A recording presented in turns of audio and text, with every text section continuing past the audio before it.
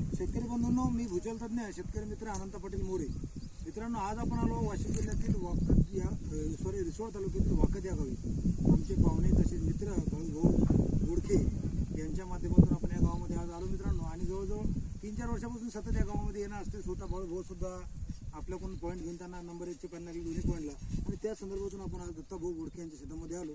भाऊचं या ठिकाणी जवळजवळ 10 एकर क्षेत्र आपण मशीननं स्कॅन केलं मित्रांनो.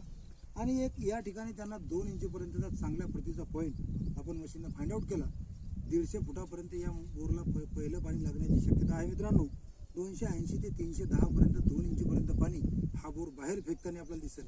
जसे आपले दत्ता भाऊ या ठिकाणी मशीन आणतील आणि जे मशीनचा व्हिडिओ पाणी लागला तर जो आपल्यापर्यंत पोहोचतील तो आपल्या सर्वांना आपण निश्चितपणे प्रामाणिकपणे या ठिकाणी दाखवू.